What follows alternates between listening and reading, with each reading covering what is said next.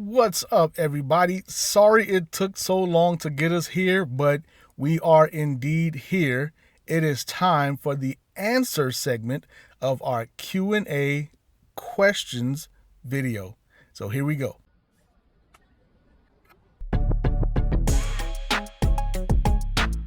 Okay, so hopefully I'm not butchering your name. If I am, I apologize, but I'm going to go through these in the order that I see them on my phone here. It's not the order that they were asked, but it's the order that I received them. So here we go. Okay, here we go, you guys. I'm going to answer the questions as I see them in my phone, no particular order. Here we go. First question is by Satya Vratadas 1640. I hope I didn't butcher your name. In short, he says, hey, how's it going, man? I really enjoy watching your videos. And he wants to know if I would do an in-depth walkthrough of the ARC Audio DSP software. What are your goals when tuning, and how do you achieve them using the ARC software for SQ? Well, brother, I've said in many videos before that I do not show my tuning process, and it's not that I'm necessarily trying to be secretive, but it's because all of our speakers, all of our cars, all of our setups are different. So what's working for me in my setup may not work for you, and I would hate for you to try to mimic or mirror my setup and not achieve the results that you're looking for. If you like my sound, if that's the goal of wanting to see how I tune, is because you want to emulate the sound that I have, it's just different per car. That's why there's no preset. Even though some DSP software may have an auto tune feature, it's just a starting point to get you there, and then you take it from there and contour it to your liking. Now, people could say I could do the same thing, show you a starting point where I am, and then you could take it from there and then contour to get to the tuning that you like. But again, it's not a safe practice for me to share what my tuning looks like because, for example, I use the Elate Carbon Alto Morel tweeters, and they can be crossed pretty low. Mine are crossed over at 2700 hertz. I know another guy who uses Dynaudio tweeters, not the Esotar, but a different, maybe the Esotech tweeters, and he has his crossed over at 3600. So if he was to try to mimic my tuning from start to finish, and he crossed his tweeters at 27 hertz like mine are, it could damage them. Not saying that you would do the same thing, but there are other people who may see the video and may do it or may try it because they may not have the experience to tune like I do, or even you. So in order to avoid risking that and risking somebody try to copy what I'm doing and damage their equipment, I just don't show it. What I will share is I have shared my frequencies from start to finish. I'm covering the whole frequency spectrum on the low end, all the way from 20 hertz all the way to 20,000 hertz. So in my system, I'll start with the sub. From the sub, it's 20 hertz to 80 hertz. And then in my doors, my mid bass, I'm using the Morel MW9, and I'm using them from 80 hertz to 250 hertz. And then on the dash, in the factory locations, I'm using the Morel MM3, and I'm using them from 250 hertz all the way up to 2700 hertz. And then my Morel tweeters are from 2700 hertz all the way to 20,000. So hopefully that is helpful to you, and I hope you're not disappointed in my answer. I hope you understand why I can't share how I tune with the ARC software, or any software for that matter. It's a safeguard to protect you, others, and myself from you not getting the results or possibly damaging your gear trying to achieve the results of my tune that you may like. Okay, my next question is from Greg Wincoop 573, and he's saying that, hey man, I really enjoy watching your videos. He discovered my channel by looking for stereo integrity. I did the stereo integrity sub compared to the Crossfire C5. Thought they were the same, but I like the stereo integrity sub that much better. But he was asking, which sound deadening material do I use to stop the rattle with such big drivers? This was when I had my 8-inch drivers in the door, and now I have the Morel MW9s, 1 inch bigger, but it does make a difference. There's no replacement for displacement. So even though the Morel MW9 has a shorter X-Max of 4.75 millimeters, whereas the Image Dynamics had a 7mm X Max. Because I have more cone area, the MW9s actually play a stronger, lower frequency than the Image Dynamics 8s were capable of. Plus, the Morel MW9s are made for doors, whereas the Image Dynamics were made to be in a small sealed box. So even though I got good sound out of them, they weren't made to be used in the doors like the Morels are.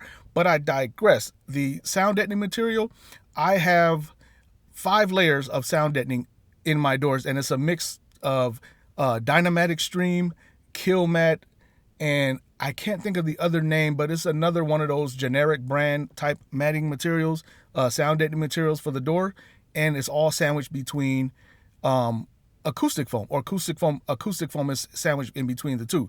What I mean is, on the metal part of the door itself, I have 2, maybe 3 layers of Dynamat and other Kill Mat, and all of them, they're just layered on top of each other. That's on the metal part of the door itself. On the door panel, or door card as some of us call it, I have 2 layers of sound deadening, Dynamat and Kill Mat, and whatever other brand I can't think of right now. And then as I put the door panel on, I have closed cell acoustic foam. It's just the acoustic foam that you would see in a music studio when they put on the walls, or where people do podcasts, just to stop the sound from bouncing around. I have that sandwiched in between my doors. So my doors are really heavy, really solid. And even though I have those MW9s moving really hard, the door doesn't rattle, doesn't buzz or anything. It's really solid because of the multiple layers.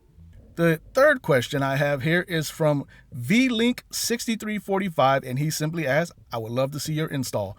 Well, if you refer back to my previous video, I show my install where I actually decided to clean up the rear hatch. This is my daily driver. This is my everyday car. So I have regular stuff in the back. You know, I have tools, cleaning supplies when I wash my car, stuff like that. But I decided to clean it up. So when I do go to SQ shows, even though I don't compete, I may compete in the future one day, but as of right now, I really don't care to, but I still want it to be clean. So I decided to make some beauty panels, clean it up a little bit. And if you look at this video link, and I'll post a picture of the final product of what it looks like, that should give you an idea of what my install is like from front to back. My next question is asked by a longtime follower of the channel, my brother. I appreciate you, man. F1 Lionshare. And he basically says, without reading the entire question, please refer back to the Q&A video if you want to see his entire question. But in essence, after hours of studying, going down the rabbit hole, he's looking at different types of RCA cables, and he's going to do the Stinger 9000 series. And he was wondering if, instead of spending upwards of $1,200 or more in RCA cables, could he take maybe 2 or 3 extra long Stinger cables and cut them to the lengths that he wants and resolder the ends where he needs them to be? And my answer to you is, if you have the skill set to do so, absolutely do so. I mean, that's generally how RCA cables are made anyway. You take the set length of cable, you solder the ends, and you're pretty much good to go.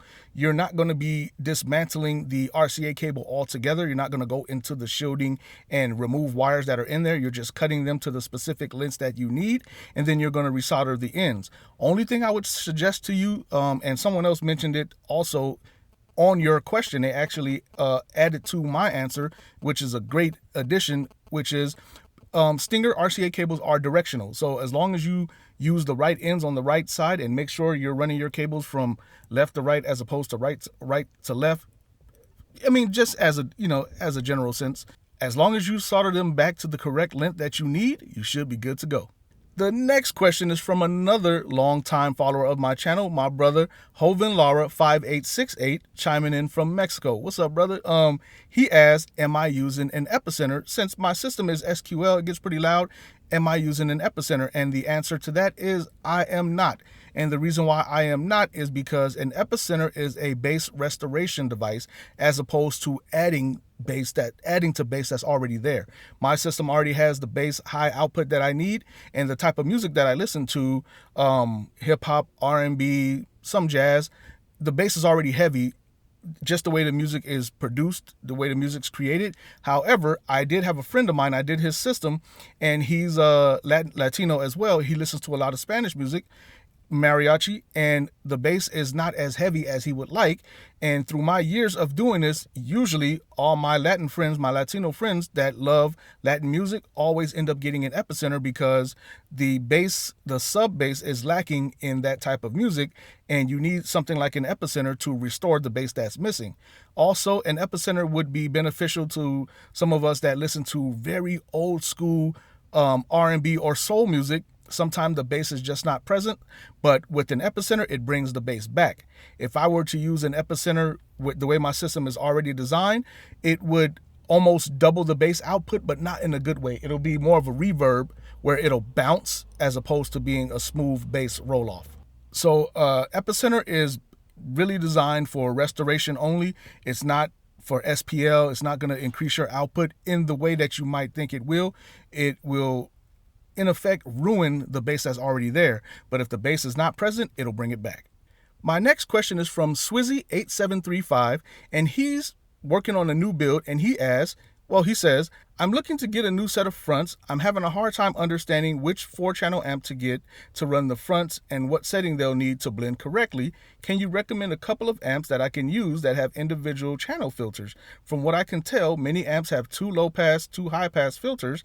Does this mean that the other channel on that side will play the other frequencies? Just a lot. First big build, so I'm learning a lot from you. Thanks for the knowledge, and your channel rocks. Total gem. Thank you, bruh.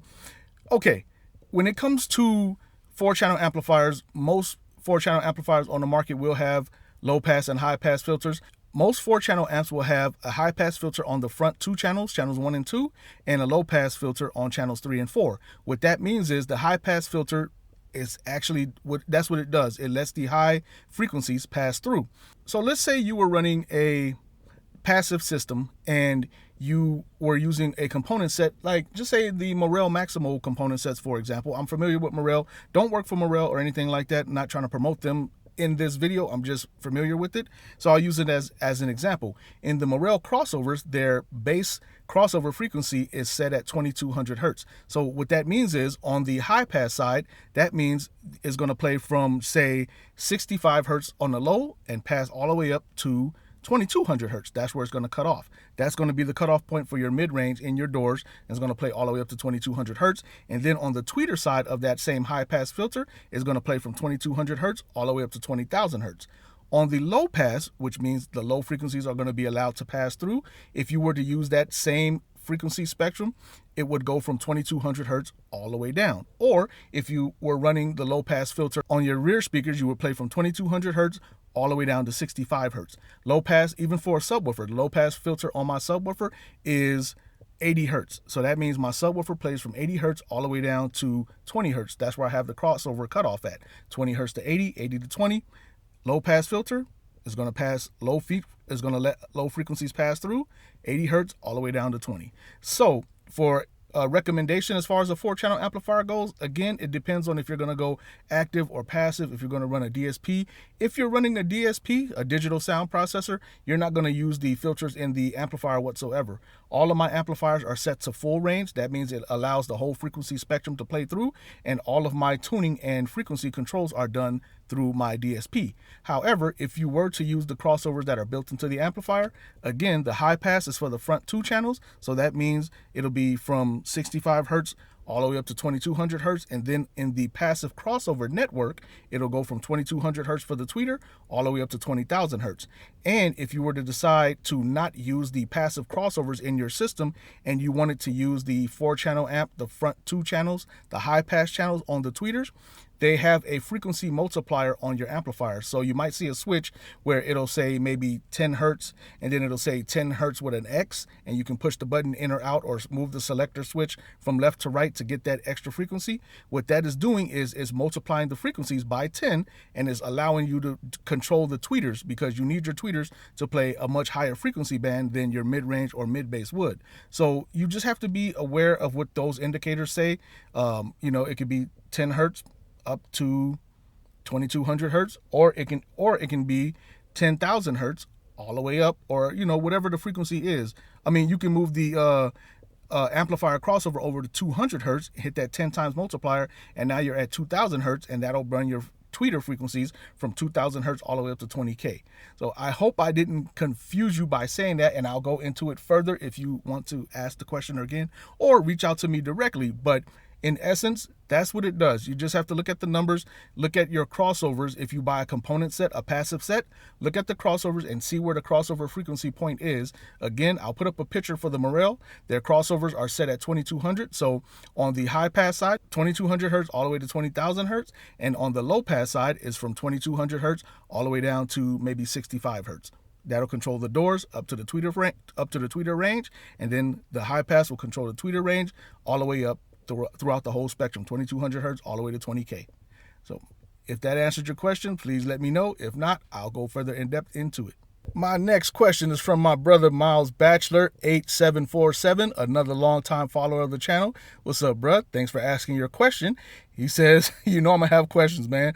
And he says he finally got his subs, 2 Morel SC10s. Congratulations, bruh. Welcome to the Morel family. Bass check. Yes, sir. You got good sound quality bass right there. You're building a sound quality vehicle or a sound quality system.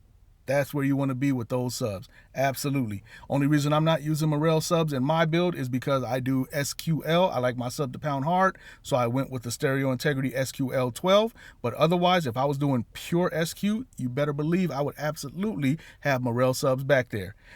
His question is, I finally got my subs, bass check, so how much power will I need for my front stage drivers? 100 for the mid woofer and 50 watts for each mid-range and tweeter. It kind of determines which three-way and DSP combo I'll get. So when it comes to power, power is important. Don't get me wrong, power is absolutely important, but it's not a set number per se. And what I mean by that is, for my system, for my doors, my mid-bass drivers in the door, I'm using a Zapco 150.2 LX, 150 watts RMS times 2. But for my mids and tweeters, I'm using a Zapco ST4X SQ, and that amplifier is only giving me 65 watts times 4. So they're pretty much, less than half of what I'm putting into my mid-bass drivers, but it's all about a push and pull. It's all about a balancing act. I need more power for my mid-bass drivers in the door. It's a 9-inch woofer in the door, so I need more power to push them to be able to come up to the level, output level that I'm getting from my mids and highs. And with my mids and highs, I'm using Morel MM3s. They're just 3-inch drivers and the Morel tweeters, so they're way more efficient, they're way lighter, and at the frequency that I'm playing them at, they're barely moving. So it doesn't take any energy to get the speaker to move like this, as opposed to a mid-bass driver that's actually moving like that, or a subwoofer that needs so much more power because you're moving so much more of the diaphragm, if that makes any sense to you. So that's why you've seen on other channels, I won't say on my channel, but you've seen on other channels and other readings you may have found where they say tweeters can run off of 2 to 5 watts of power. That's because there's no movement. It's just a very subtle vibration. It doesn't take any energy to move the tweeter diaphragm, as opposed to a 3-inch mid, 6.5, or even a 9-inch driver that it has to move in order to produce the sound that's needed. So that's why I have 150 watts going to my MW9, 65 watts going to my mids and tweeters.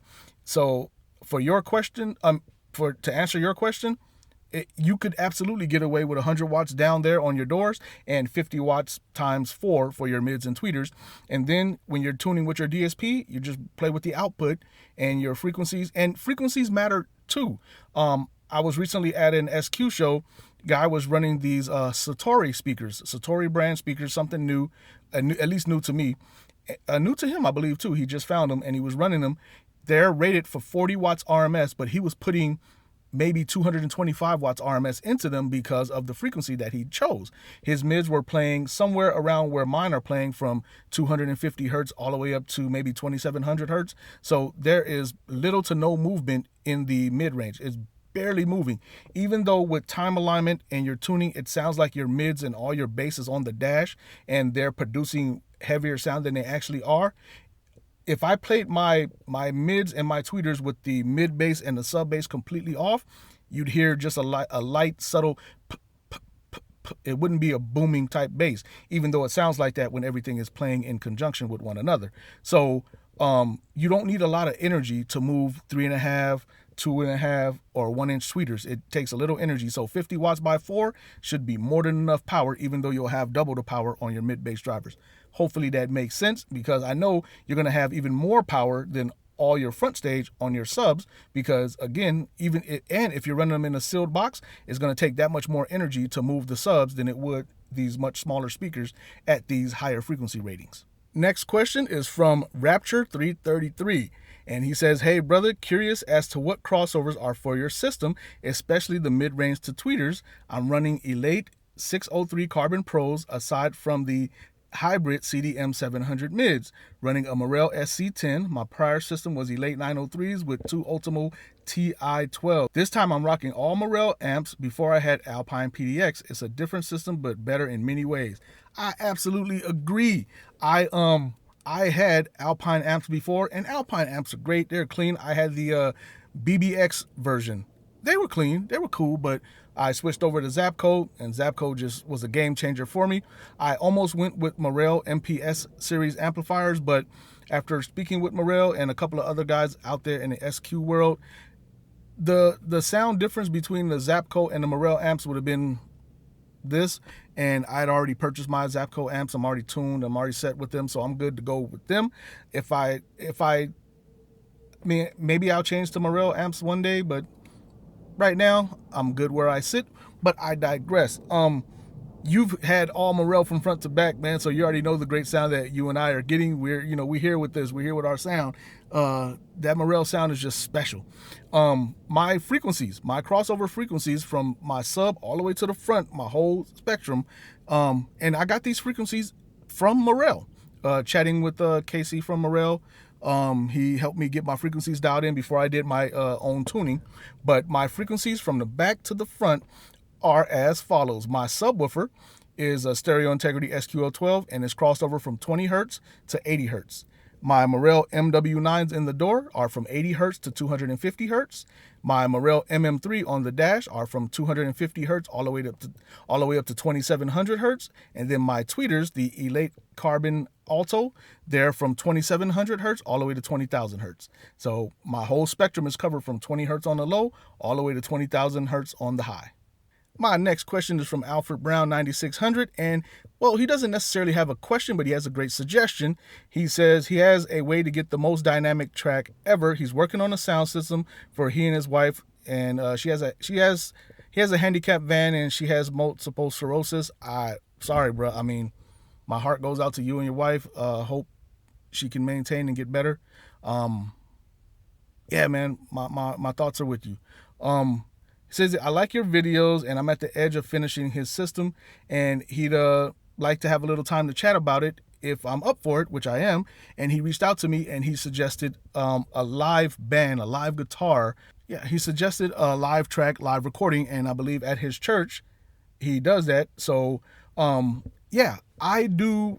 Well, I don't know any I do know musicians, but none close to me. But I do some tuning and listening with live tracks, and it's always better, man. It's so much better, so much more crisp when it's done right. When the engineer does the track recording right and puts it out on streaming media for us to use. I use Tidal, and it is super clean, and you get to hear the plucking of the strings, the fingers being drug along the strings of the guitar or a violin or even a keyboard, piano. The sound is amazing. It's unbelievable. And so I agree with you 100% to get the best recordings. Sometimes I do recordings using YouTube DRM free music.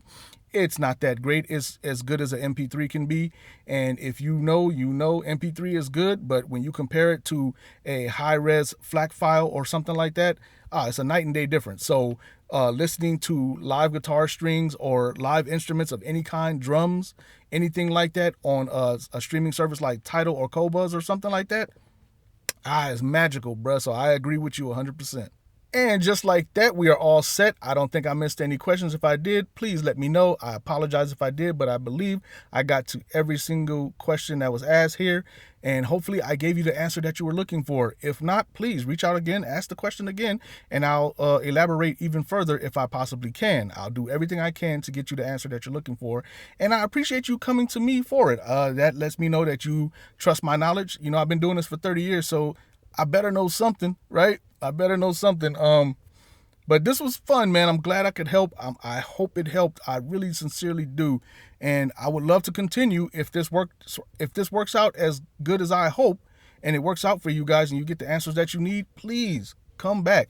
All of these answers that I'm sharing with you are free. It costs you nothing. Maybe a thumbs up, a like, a share, help somebody else that's out there in the game. My purpose of doing this, especially for free, is to help people not make the mistakes that I made when I was coming up in the game. If you saw my other video where I said my first system was trash, whoo, man. The good thing is it wasn't just me. I wasn't the only one with a trash system, man. A lot of you guys chimed in.